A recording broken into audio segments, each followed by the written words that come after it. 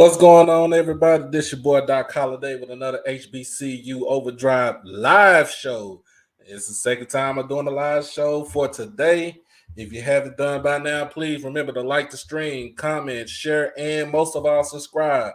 If you're in the chat room, put in all your questions in the chat. I'll be able to answer them. Want to interact with you and pretty much, shoot the breeze like we did earlier today. So as as always, like how I like to do, I like to do my announcement like it's church. Everybody knows I go to do the first three games for Texas Southern. I will be going to Houston to do the Jackson State Texas Southern game. I'll be going to East Texas to Commerce to see Tennessee State uh, and Commerce. Also, if I had a chance, I would go check out to see SFA and Alcorn, but that's going to be at the reservation. But other than that, it's going to be nothing but full football, full fledged football. Especially, I might give you something for Friday nights. If you really think about it, Friday nights might be on the one. So in fact, uh, I'm going to go live on Saturday, August 27th. I will be at Kincaid Stadium in Oak Cliff for the Duncanville versus South Oak Cliff matchup. That game is going to be on ESPN starting at 6:30. So just let you know, I will be at that game August the 27th, Duncanville versus South Oak Cliff. So I will be at the game. I will be giving my insights on that game because it is a big game here in Dallas, and like I said, it's going to be on ESPN.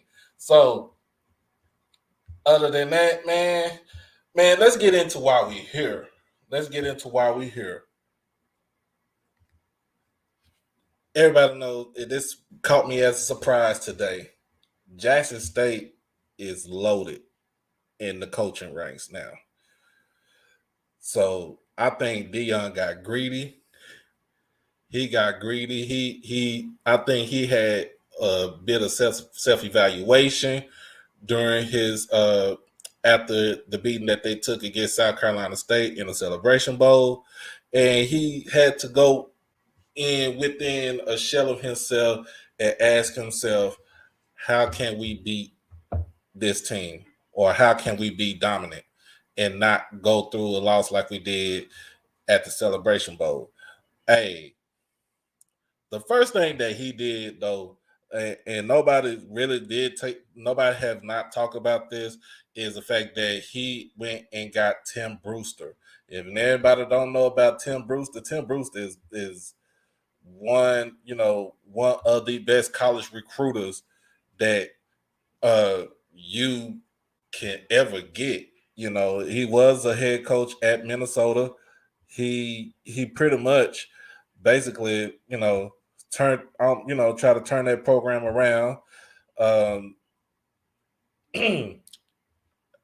I see big things, because with him going out on a the recruiting trail to get players in the transfer portal and to go into the homes of these high school players, it has become so beneficial for Dion. So now Dion can actually concentrate more on the coaching aspect. Even though, don't get me wrong, don't get it twisted. He's still gonna be on social media trying to recruit because that's what he do. That's how he does. That's how he do it. Like, you have to follow. Like, he one of the main reasons why we have all the recruits that we have by using social media. Even with his son being one of his on his social media aspect, and with him doing the YouTube content creation, like, no recruit can resist that. No recruit can resist that. So, I mean, Tim Brewster, being added Tim Brewster on for as far as recruiting as being a special assistant to the head coach for recruiting, that's good. That's the greatest move. That I think that's one of the best moves that Prime did make, that he made in the offseason. Also, picking up Maurice Sims from the University of Georgia as the strength coach. And from what I'm hearing about him, man, like Coach Sims is just a bold, just a ball of energy and stuff. So he's basically getting them bigger, stronger, faster, tougher. You know, he's doing what he's supposed to do. Look at his pedigree. He came from the University of Georgia. Didn't they just win the national championship last season? And he pretty much groomed, helped bulk up Jordan Davis, got George Pickens drafted. Pretty much he got the first player in the draft came from the University of Georgia. So looking at that, man, I'm looking, like I said, looking at the additions to that. So now we come in today. So finished up the show with Raw Truth Media. If you didn't check that show out, I advise y'all to click on that stream right there, check it out and like it, and basically subscribe, like pretty much subscribe to it. But we talked about this earlier, and we talked about how Deion, with the defense, as far as the defense goes, how they are bigger, they are stronger, they are faster. You talking about how Niles Gaddy had another growth spurt, and from what I'm hearing, he's 6'6" and probably got another 20 pounds on him, 6'6", 250. That is a monster on one side. You talking about Antonio Doyle on the other side. We're talking about Frankie Burgess. We're talking about Deontay Davis. Everybody knows about Aubrey Miller in the middle. We're talking about that defense. That defense is bulked up. To me, and if you really think about it, this defense reminds me of an NFL defense. So, what does Prime do? This, I'm gonna go ahead and add this right here, man, because this is what Prime does.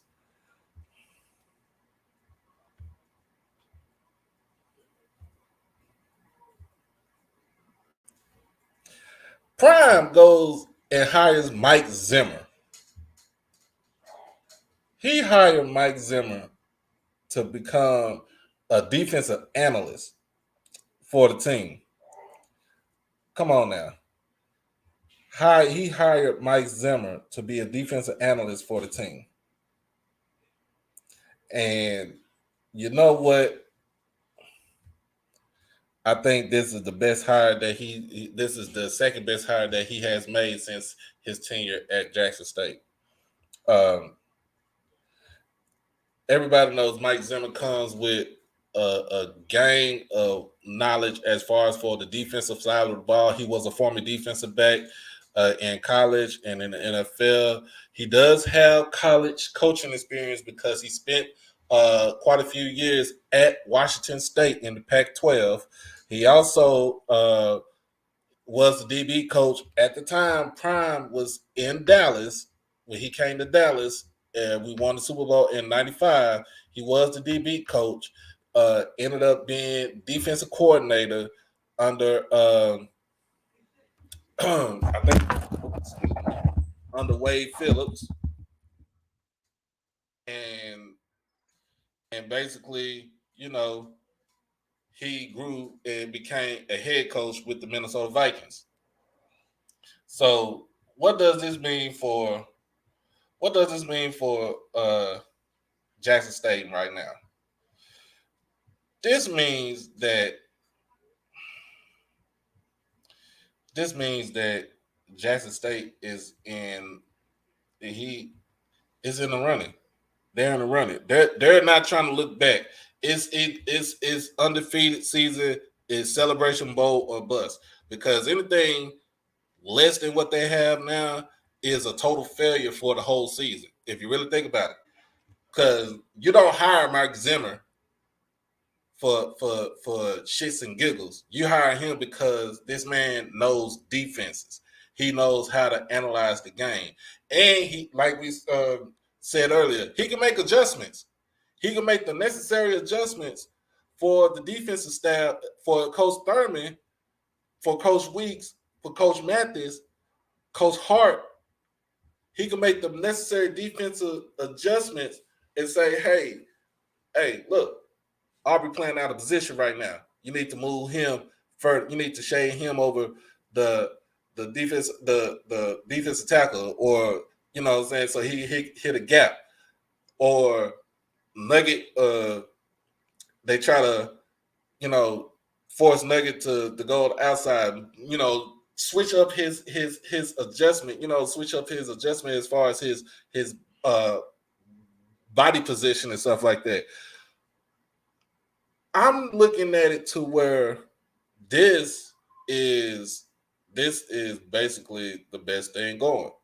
Y'all got to realize, I don't think he's going to have any more head coaching jobs available as far as with the NFL, because be honest with you, the Minnesota Vikings burnt that bridge with Mike Zimmer for the last couple of years. And they burnt that because of Kirk Cousins. You know, everybody knows that. If you don't know, you kind of need to read up on it. The reason why him and Cousins fell out while he was in Minnesota. But you got to realize, too, Mike Zimmer had a top 10 defense every year with the Minnesota Vikings. So he not only produced a top 10 total defense, but he also produced names in the defense that you know right now, Everson Griffin, a Trey Waynes, name slips my mind right now, but Anthony Barr, you know, he made those players. He got those players and made those players to you know, when they became all pro. And I see the same thing that he's doing for Jackson State as far as with being an analyst for Coach Prime.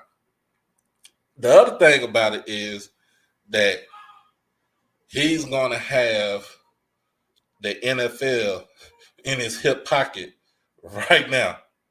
And if you don't think he don't still have the same number, because remember, he was let go earlier this year. So it's not like he don't have the same number. He don't have numbers to like the Falcons or to Jacksonville or to even to the Cowboys. So you know, he's going to try to get these players, the ones that everybody's looking at. He's going to try to get these players to come to get them ready to go to the NFL, to get them NFL ready. It is players that are NFL ready. Like I said, Aubrey Miller's NFL ready. Nugget Warren, he's NFL ready. You got Joker, Gregory Great. I think he's NFL ready because just off the body of work that he did when he was at Middle Tennessee State, and now he could put a portfolio together for what he's doing at Jackson State and to get himself into the mix, into the NFL, the draft mix.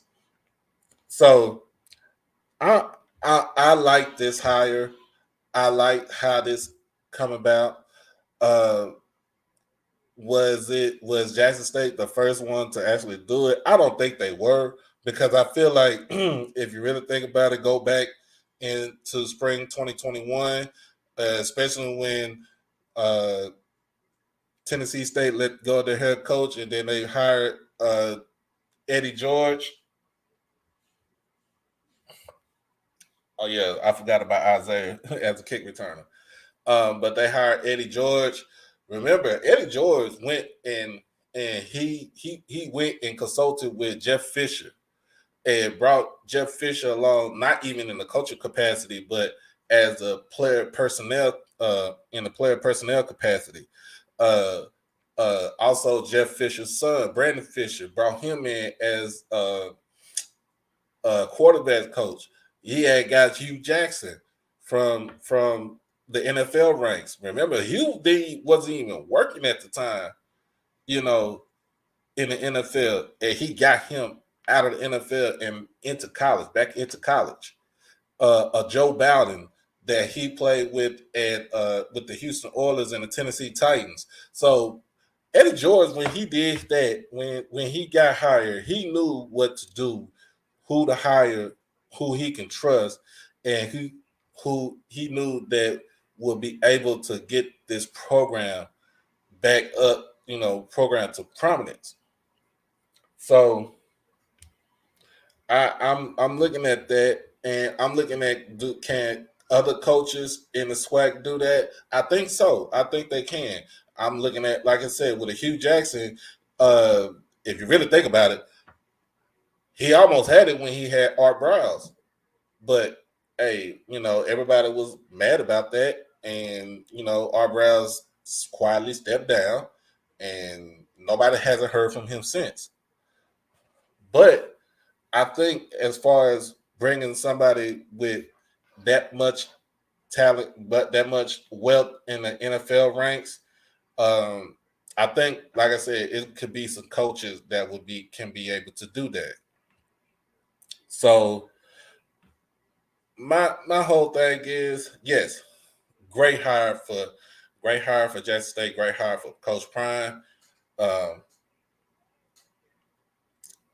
like I said, he can do the necessary adjustments. He can make he can tell Coach Thurman where to adjust that, what the tendencies as far as passing and running go, um, um, how far DB is playing off, or how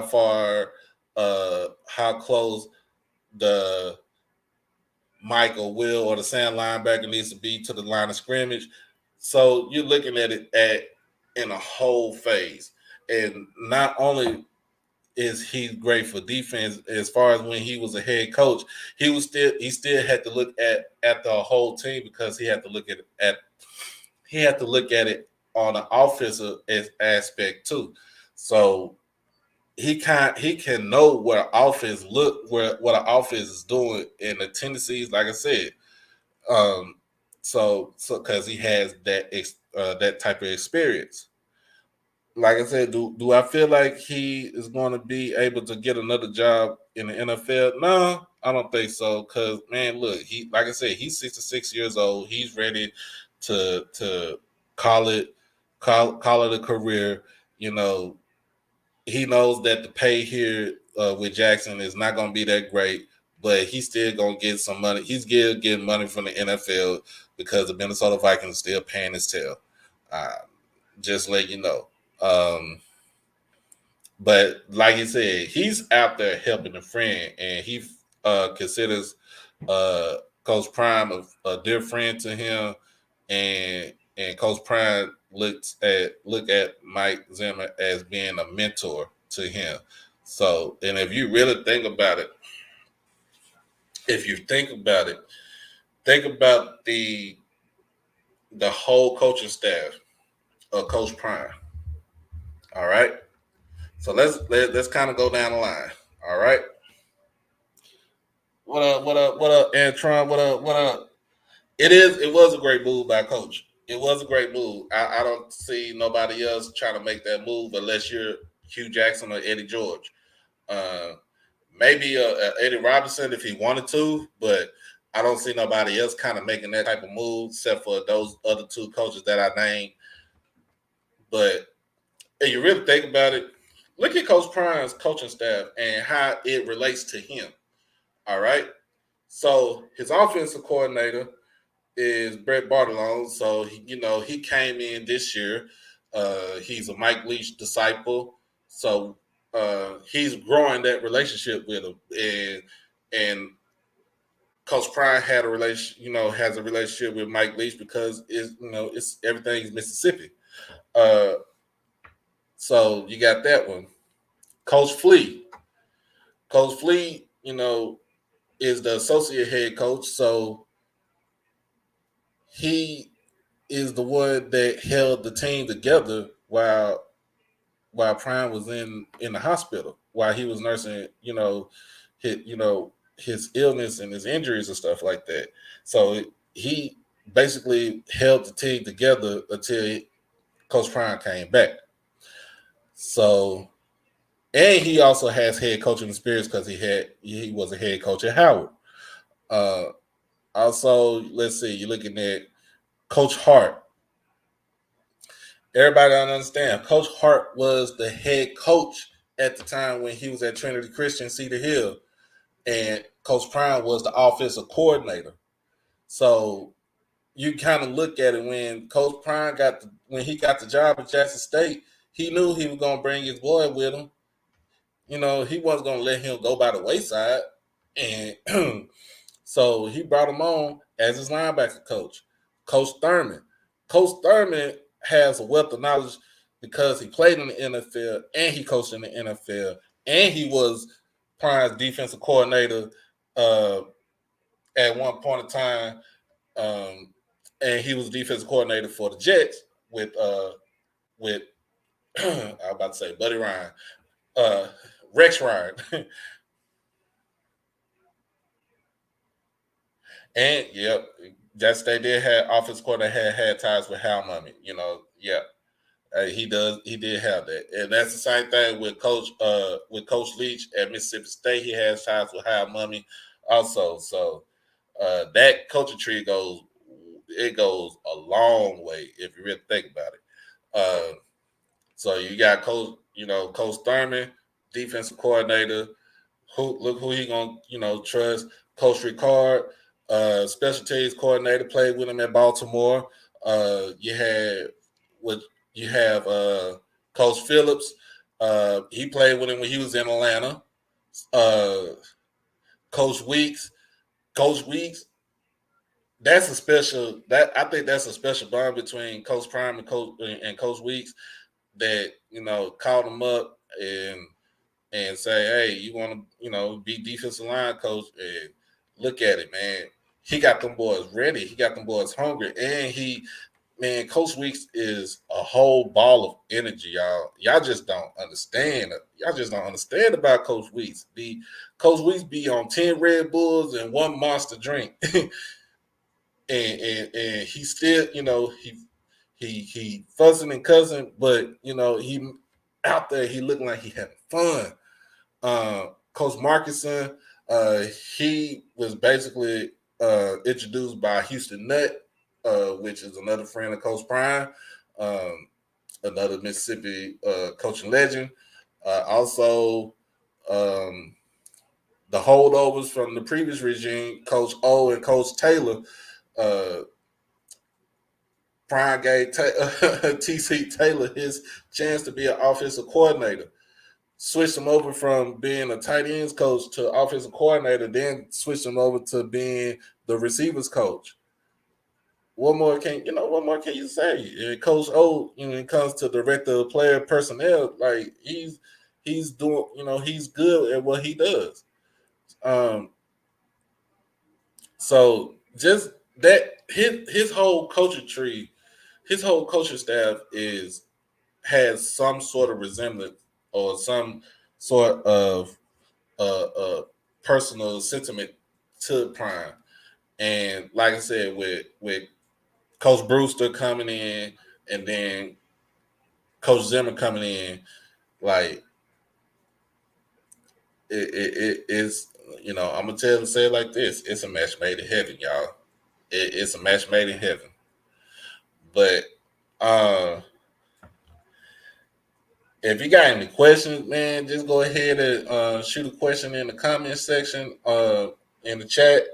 But if not, I'm gonna go ahead and reiterate these announcements again. So first 3 games again, I will be at Texas. I will be covering Texas Southern football. So I will be at Prairie View, the first game for the Labor Day Classic. I'll be at UNT when they play the Mean Green up in Denton, and I will be at Arlington when they play Southern in the Lone Star Classic. I'll also be down in when they play Jackson State November the 5th. I'll be at Tennessee State. Well, not at Tennessee State, but I will be at A&M Commerce when Tennessee State comes to East Texas to play. Also, like I said, I will be going live August 27th for the Duncanville South Oak Cliff matchup. That is the first game of the season. This is the first game for the newly crowned champs of the city. This game will be on ESPN, so y'all don't miss that out. And y'all should check out these kids. They have this team have a plethora of D1 athletes. Check out these kids, man, especially Malik Muhammad, Abdul Muhammad, and Big Bubba, Breon Brooks, Ramsey. Y'all check them out, man. And